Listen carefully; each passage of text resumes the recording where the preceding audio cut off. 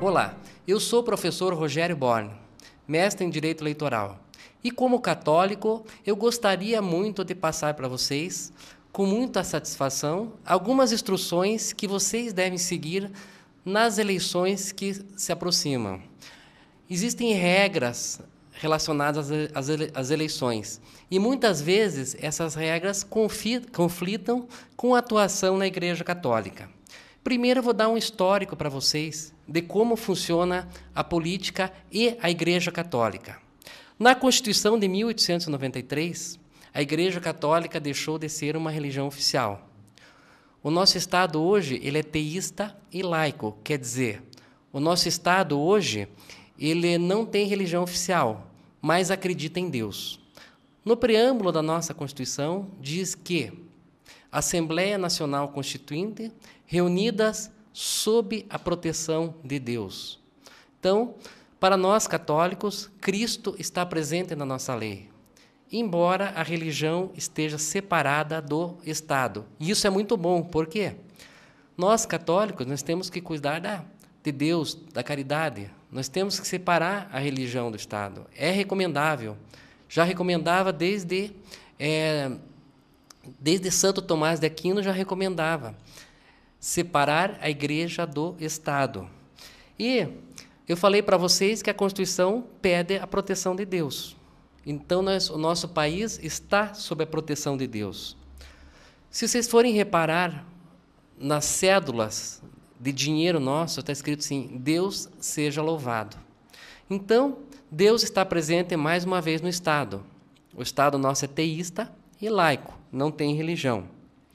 Se você for olhar lá no serviço militar obrigatório, diz assim que são dispensados do serviço militar obrigatório as mulheres e os eclesiásticos em tempo de paz.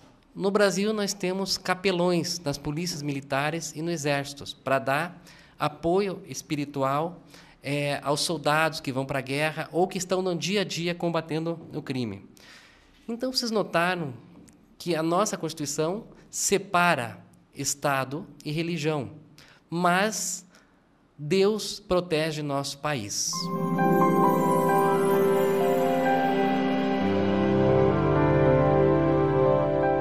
Nós católicos não deixamos de ser um cidadão. O cidadão tem seus direitos políticos ativos de votar e também de ser votados. Mas o que nós não podemos fazer é misturar a nossa Igreja Católica com a política. Isso não é recomendável. No entanto, nenhum católico pode ser impedido de se candidatar. Só que tem um detalhe. Esse católico que se candidatar, é recomendável que ele separe as coisas como a Constituição faz. A primeira recomendação para quem é candidato, ele deve se afastar das atividades da igreja. Principalmente aqueles líderes de movimentos, aqueles líderes, coordenadores de movimentos, de pastorais, é recomendável que se afastem. Né? Por que isso? Primeiro, porque a lei proíbe o pedido implícito e explícito de votos. Então, nesse caso, pedido explícito é quando a pessoa fala, vota em mim. Pedido implícito, quando a pessoa dá a entender que é candidato. E esses líderes, pelo grande número de fiéis da Igreja Católica, a própria imagem deles já promove uma campanha eleitoral. Então, é recomendável que se afaste dessas atividades. No entanto, nada impede que ele vá assistir à missa. Ele não vai deixar de crer em Deus, de orar, de rezar, porque ele é candidato. O que ele não pode é participar em atividades de liderança, que não é recomendável, e muito menos pedir voto explícita ou implicitamente. O que me perguntam, um candidato, ele pode fazer leitura na missa? Aqui, como eu falei, desde que ele não faça pedido implícito ou explícito de votos, não é proibido, mas não é recomendável. E você tem que diferenciar aquelas duas pessoas. Então, aquela pessoa que a vida inteira fez uma leitura na missa, o impacto dessa pessoa continuar fazendo essa leitura não vai ser tão grande, desde que ela faça somente a leitura. O problema é aquelas pessoas que nunca fizeram leitura na missa e, exatamente no período eleitoral, resolvem participar da equipe litúrgica. Isso é altamente antiético, isso não é recomendável. Boa parte, felizmente, da Igreja Católica, boa parte das pessoas que se candidatam, elas já têm este bom senso, já para, por si só, não participarem. Mas nós não estamos livres de que alguém tente se aproveitar desse momento, que é de todos nós, para fazer campanha eleitoral. Então, a leitura não é proibida, mas não é recomendável, causa mal-estar para as pessoas. Além do que, se ele fizer qualquer menção de candidatura, tanto ele quanto a paróquia pode ser multada pela justiça eleitoral. Outras dificuldades. Pessoas ligadas à Igreja Católica que se candidatam e querem fazer a campanha. Normalmente, essas pessoas, esses líderes, eles não precisam fazer campanha, que a própria imagem dele, a atuação dentro da igreja, já é a campanha eleitoral. Mas fazer propaganda ao redor da igreja, ao redor das casas paroquiais, dos salões paroquiais, há uma vedação dentro da lei eleitoral. A lei eleitoral, ela proíbe o quê? Ela proíbe que se faça campanha em qualquer local público. Ela fala de bem público de uso comum. Só que existem alguns bens que são particulares, e que são equiparados a bens públicos. A Justiça Eleitoral entende que aquilo ali não é bem público, mas deve ser tratado como bem público. São lugares de grandes movimentos, como estádios de futebol, supermercados, casas comerciais, estacionamentos e qualquer igreja, de qualquer crença. Então, não se pode fazer campanha ao redor da igreja. A partir do momento que um candidato ele está fazendo campanha dentro do pátio da igreja, do jardim da igreja, a igreja, o padre ou os líderes podem pedir para que ele cesse aquela propaganda. A maior dificuldade será quando esse candidato está fazendo a campanha na frente da igreja e na rua. Aí não tem o que a igreja possa fazer. É só a justiça eleitoral. Então, aí vai o bom senso dos fiéis, dos eleitores da Igreja Católica, em olhar a antiética, ou a atitude antiética desse candidato e não votar nesse candidato. Então, é bem complicado quando a propaganda é na frente da igreja, mas não nos domínios da igreja. Outra situação que ocorre muito com candidatos católicos ou não. Tem muitos candidatos que usam desse artifício, mas sequer são católicos. Então, o que acontece? O padre, ele influencia muito dentro da Igreja Católica. É um líder. E um candidato ou futuro candidato, ele vai numa festa e tira a foto abraçado com o padre. E depois divulga naqueles famosos jornais de campanha que o padre está apoiando aquele candidato. Eu já vi vários desses folhetos da pessoa com a foto do padre, dizendo que o padre está apoiando, principalmente os mais famosos. Eu, como conheço os padres que estão naquela foto, eu já vi de cara que o padre não apoiou, e o padre sequer sabe que a foto dele está naquele jornal. E daí o que acontece? O padre, ele vai reclamar. E o candidato, o que ele vai fazer? Ele vai recolher o jornalzinho que ele não distribuiu. Só que aquele jornal que ele já distribuiu já causou o efeito que ele queria. Então, ele divulga a foto com o padre, o jornal produz seu efeito a partir do momento que o padre vê aquela foto e reclama, ele tira o jornal de circulação para demonstrar respeito pelo padre, mas só que o efeito que o jornal deu perante o eleitor que recebeu o jornal recolhido, já surtiu o efeito que ele queria. Então, é uma estratégia de campanha, não caiam nessa. Nas festas, doações de candidato para festas, prendas, dinheiro para festa.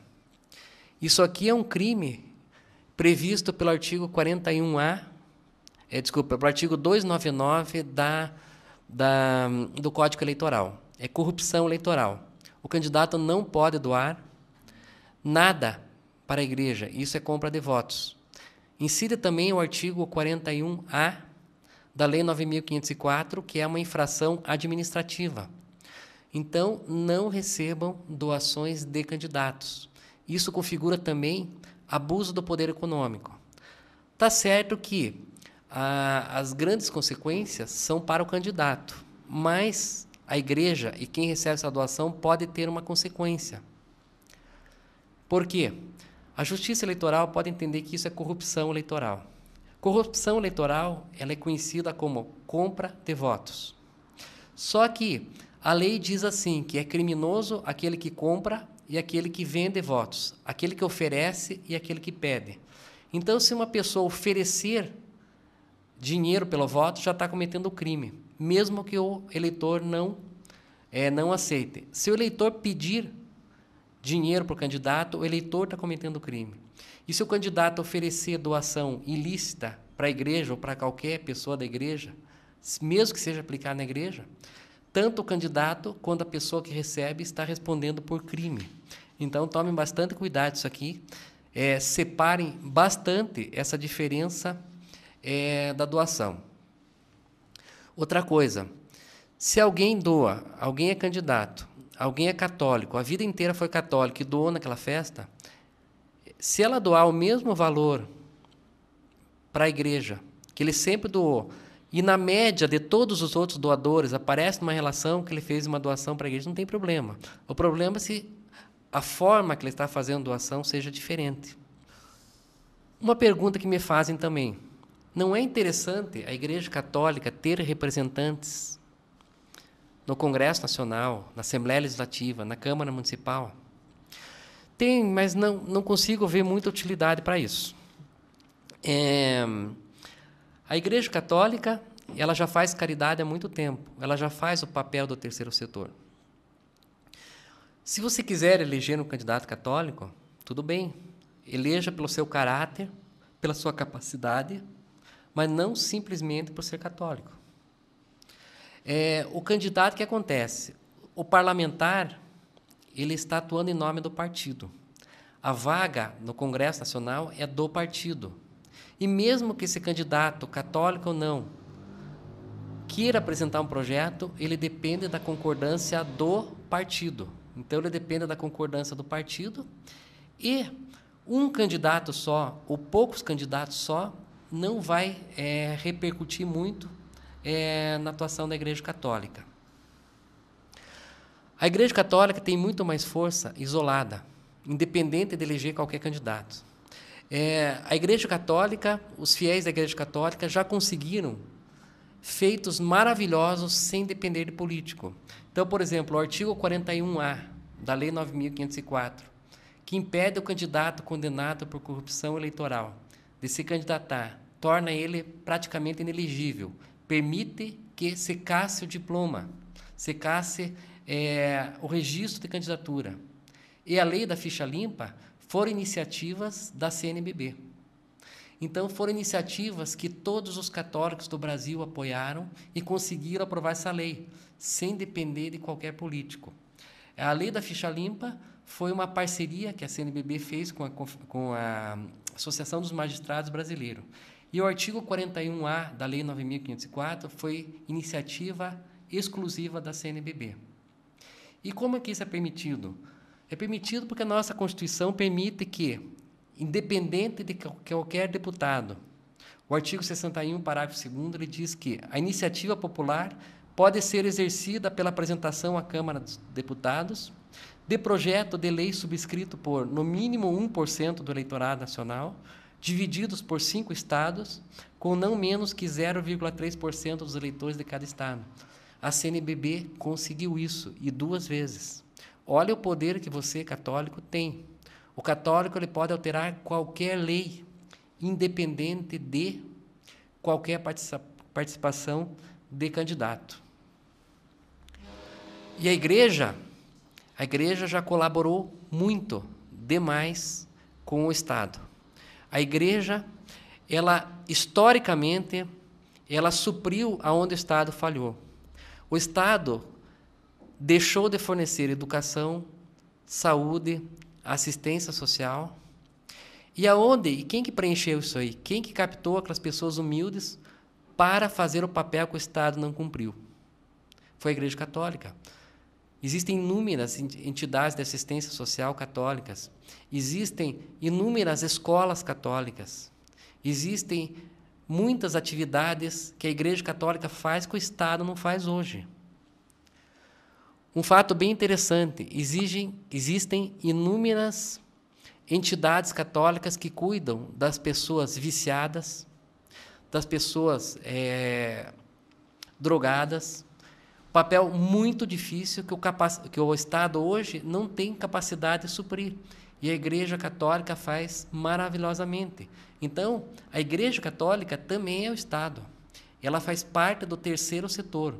É aquela atividade que a população necessita e o Estado não supre, como esses exemplos que eu falei para vocês.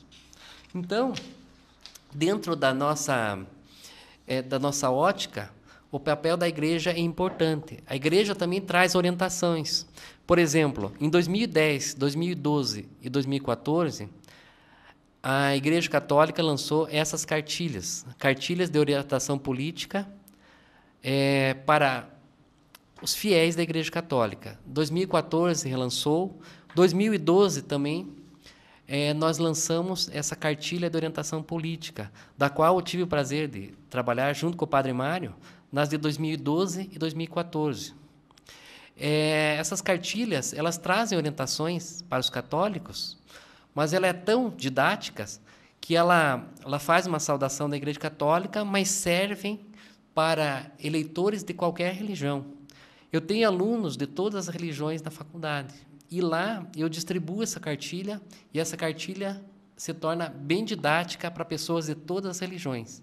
Então, cabe a você ter a consciência de, você quer eleger um candidato católico, eleja, mas não simplesmente por ser católico. Veja o histórico dele, veja a conduta dele.